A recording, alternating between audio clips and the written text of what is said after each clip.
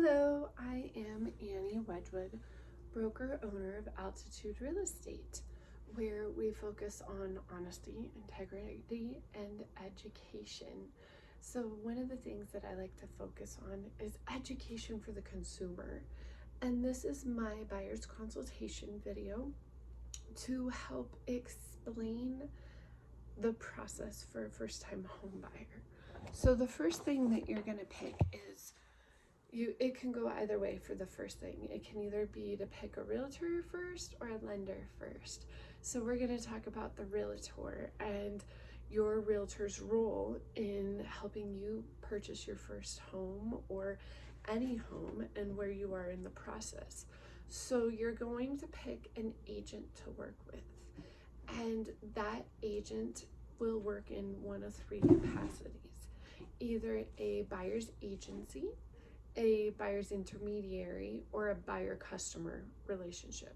So the first capacity is a buyer's agency capacity, which is where we can advocate for you and advise for you, and we can work on your behalf. There is an agreement in writing, and it is called an exclusive right to buy agency. It works for you and for your agent. So it also means I cannot breach confidentiality and I cannot breach my fiduciary duty to you. But it also gives you a fiduciary duty to me, where you will not breach our relationship and work with another realtor as well. And in that one, I can say, this is just a really bad idea. Here's what my concerns are. Where if we were an intermediary relationship, I cannot say that.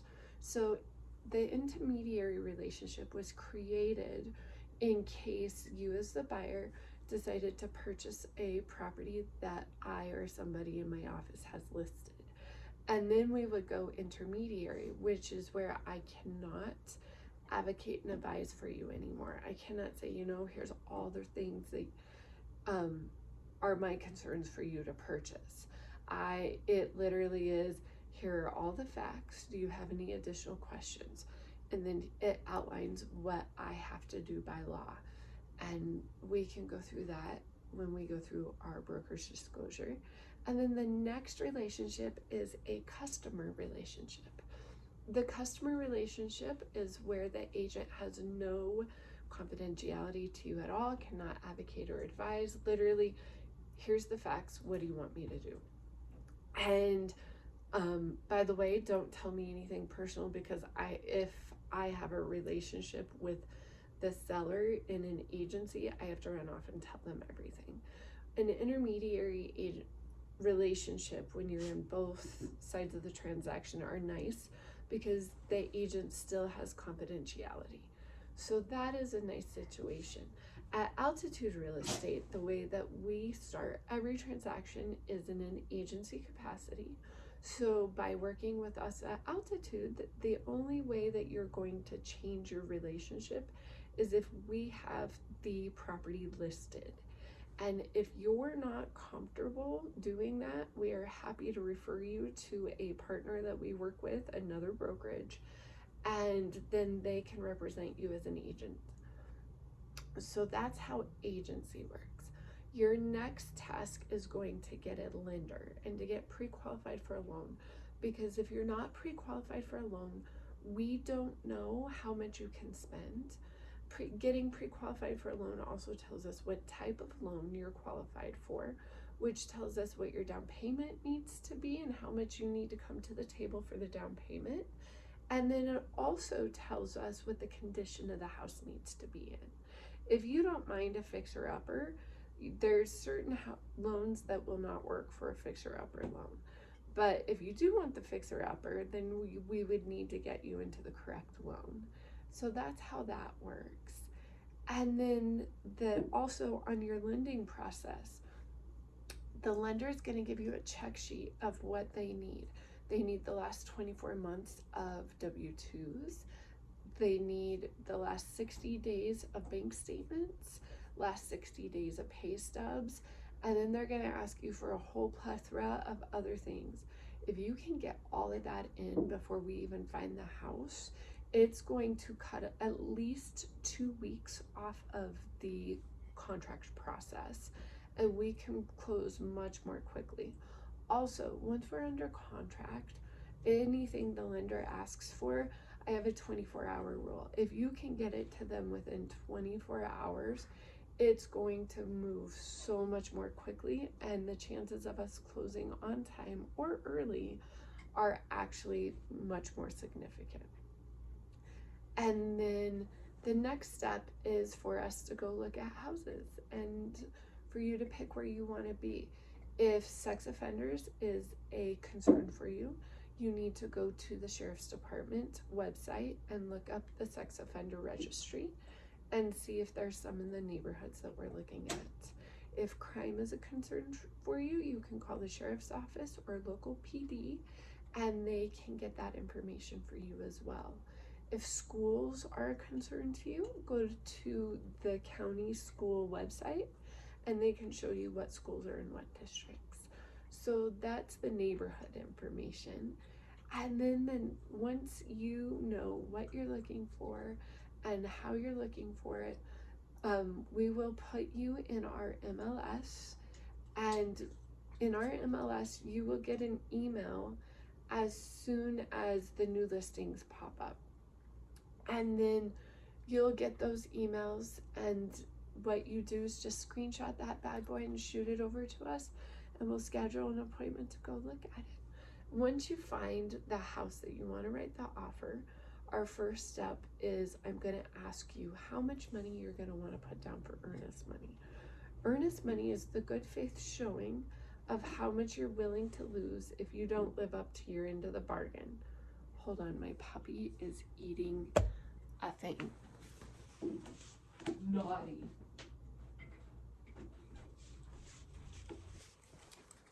Welcome to real life, puppies and children. So earnest money is how much you're willing to lose if you don't live up to your end of the bargain. And in our market, we see it be anywhere from $500 to $3,000. It all depends on what you, the buyer, and the seller agree to in the terms of the contract price.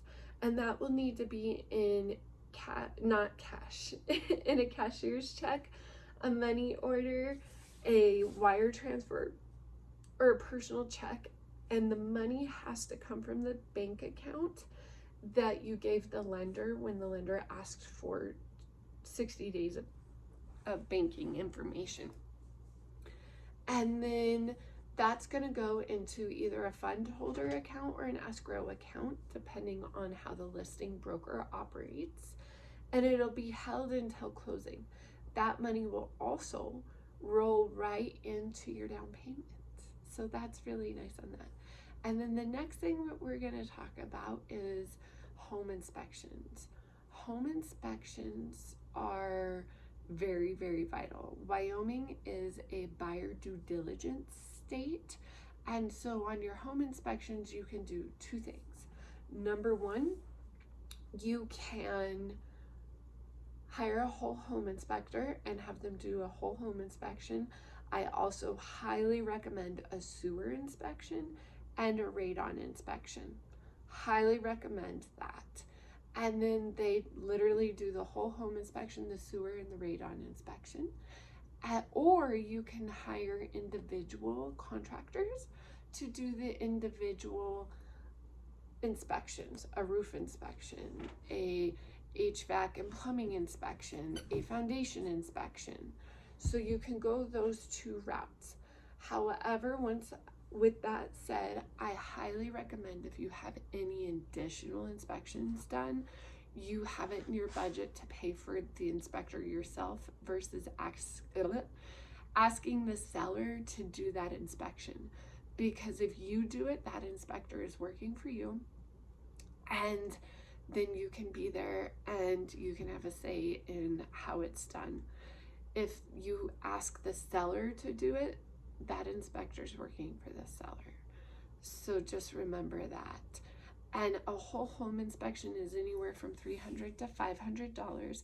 And I believe if you have those individual inspections, sometimes it could be a little bit more, but it's not incredibly much more. And then the next step is we finalize the offer, we send it to the seller. The seller either agrees or disagrees. And then if they disagree, we do a counter offer, we go from there. Once you have the contract under contract and it's under contract, the seller cannot sell it to somebody else. That's what their earnest money is for, unless there's a contingency in there. And then there's a whole bunch of dates we're going to go over that we have to stay on top of all of those dates. And you get the inspections done. And then there's a inspection clause and an inspection timeline. Once you get those inspections done, you go ahead and you ask for any repairs that you want to ask for. You negotiate that through. And the seller can say yes, no, we renegotiate, or the contract falls apart. And there, once we go over the contracts, you'll see that there's escape hatches to get your earnest money back. And then the appraiser or the lender is going to ask you for your credit card to pay for the appraisal. The appraisal is anywhere from $500 to $900, and I've seen them all over the board. And then, so the appraiser is the one that goes in and values the house and makes sure that the value matches what the contract says. If it does not value, Altitude Real Estate automatically writes an appraisal clause into the contract, and then we renegotiate terms. If it does value, we move forward. The appraiser can also require additional repairs be done.